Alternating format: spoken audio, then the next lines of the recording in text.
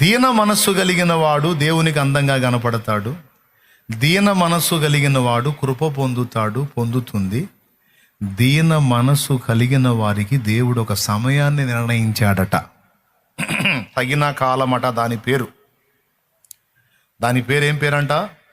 తగిన కాలం. మనల్ని పరిశీలించి దీన మనసు కలిగి ఉన్నామో లేదో చూసి మనకి డేట్లు రాసి పెడతాడు. అమ్మా, నీకు దీన మనసు ఉందిరా, నువ్వు అంతే ఉండరా, నేను నిన్ను హెచ్చించబోతున్నాను అంటాడు ఆయన. నాన్న, నీకు దీన మనసు ఉందిరా, నువ్వు అంతే ఉండు నాన్న, నా బలీయమైన చేతి కింద దీన మనసు కలిగి ఉండు. నీకు ఒక కాలం డిసైడ్ చేశాను, అది తగిన కాలం. ఆ టైంలో నిన్ను లేవనెత్తబోతున్నాను. నేను నిన్ను హెచ్చించబోతున్నాను, నేను నిన్ను ఆశీర్వదించబోతున్నాను. ఇప్పుడు నవ్వుతున్న వాళ్ళని చూసి నువ్వు కృంగిపోవద్దు. ఇప్పుడు నీ దీన మనసును బట్టి నీ మీద సాగించుకుంటున్న వాళ్ళని చూసి నువ్వు కలత చెందొద్దు, నువ్వు కృంగిపోవద్దు, నువ్వు అధైర్యపడొద్దు, నువ్వు విచారపడొద్దు, విస్మయం అందొద్దు. నేను నీకు నియమించిన తగిన కాలం ఒకటి ఉంది. అప్పటిదాకా నా బలమైన చేతి కింద దీన మనసు కలిగి ఉండును. నీకెందుకు అట్లుండో చెబుతా. నీకు నేను నిర్ణయించిన కాలం ఒకటి ఉంది. అది నేను నీకు తగిన కాలంగా డిసైడ్ చేశాను. ఆ కాలంలో ఆ కాలములో నేను నిన్ను హెచ్చించబోతున్నాను. అది ఆత్మీయంగా హెచ్చిస్తాడో, భౌతికంగా హెచ్చిస్తాడో, ఎలా హెచ్చిస్తాడో అక్కడ రాశాడు. భౌతికంగా హెచ్చిస్తాడు, ఆధ్యాత్మికంగా కూడా హెచ్చిస్తాడు. నువ్వు హడావుడి పడవాకు, తపన పడవాకు, నువ్వు చూపించుకోవడానికి ట్రై చేయవాకు, ఏదేదో అనుకుని పరిగెత్తవాకు. కొంచెం దాక్కో, దీన మనసు కలిగి ఉండి ఇక్కడ నా చేతి కింద ఉండు. ఉంది, నీకు నిర్ణయించిన టైం ఉంది. వెయిట్. ఉప్పొంగవాకు, పెట్టిరేగవాకు, కాస్త ఆగు, నా చేతి కింద కూర్చో. దీన మనసు కలిగి నా చేతి కింద, నా బలీయమైన రెక్కల కింద దీన మనసు కలిగి ఉండు.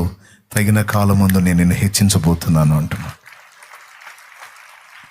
దీన మనస్సు గలవాని నా దేవుడు ఆయన నిర్ణయించిన కాలమందు హెచ్చిస్తాడు. ఇది 3వ బెనిఫిట్.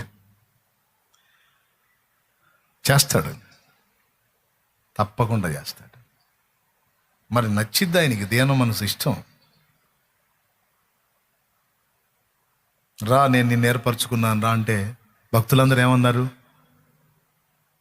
ఏమన్నారండి? రా, నేను నిన్ను ఏర్పరచుకున్నాను రా అంటే ఏమన్నారు? అవునా పెబ్బా, ఈ పక్కన వాళ్ళు ఎవరు పనికి రాలేదా? ఎట్టన్నా నేను ఫస్ట్ నుంచి పెసలే పెబ్బా, నేను పెసలే అనుకుంటూ పోయారా? మోషే, రమ్ము, నిన్ను నా ప్రజల యొద్దకు పంపిస్తానంటే తగను ప్రభు అన్నాడు. పనికిరాను ప్రభు, నోటి మాంద్యం గలవాణ్ణి, బలహీనుణ్ణి, నేనెందుకు పనికొస్తా ప్రభు అని తన అయోగ్యతను ప్రకటించాడు. సీమోను, రా అని కార్యం చూపిస్తే, ప్రభా ఇంత కార్యం చేశావు, నన్ను వెంట పెట్టుకోవాలనుకుంటున్నావా? నువ్వెక్కడ, నేనెక్కడయా? నువ్వు పరిశుద్ధుడివి, నేను పాపాత్ముని, నీకు తగను ప్రభు. నువ్వేదో అనుకుంటున్నావు నీకు పనికి వస్తానంటే నన్ను విడిచిపో. పనికిరానయ్యా, నేను చంచలుణ్ణి, అస్థిరుణ్ణి. ఇక మీదటి నీవు మనుషులను పట్టు జాలరివై ఉందు అన్నాడు. తన అయోగ్యతను ప్రకటిస్తే, లేదు నేను నిన్ను వాడుకుంటాను అన్నాడు ఆయన. భక్తుల్ని పిలిచినప్పుడు ఎగబళ్ళ వాళ్ళేంటో వాళ్ళు గుర్తించారు. వాళ్ళ అనర్హత, అయోగ్యత వాళ్ళు ఎరిగున్నందున వాళ్ళని దగ్గరికి తీసుకున్నాడు. ఏం నచ్చిందయ్యా నా దగ్గర?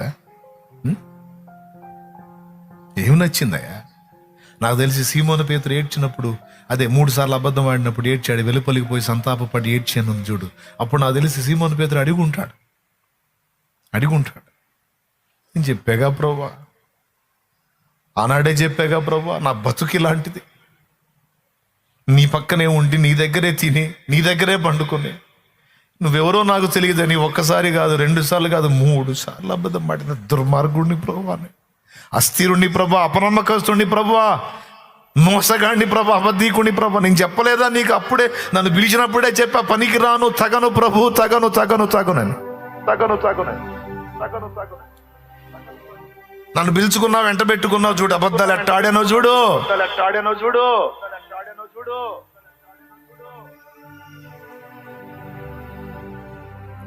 అప్పుడు యేసయ్య ఏం మాట్లాడుంటాడండి? ఏమని ఉంటాడు? సిమోను, బాధపడకు, నీలో ఉన్న ఈ దీన మనసే నాకు నచ్చింది.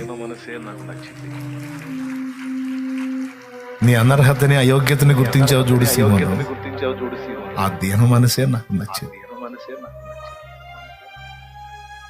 పర్లేదు, లైన్లోకి వస్తావులే. నేను అన్నమాట నెరవేరుస్తా. నిన్ను మనుషులను పట్టు జాలరిగా చేస్తా. నిన్ను మనుషులను పట్టు జాలరినిగా చేస్తా. చూస్తావుగా?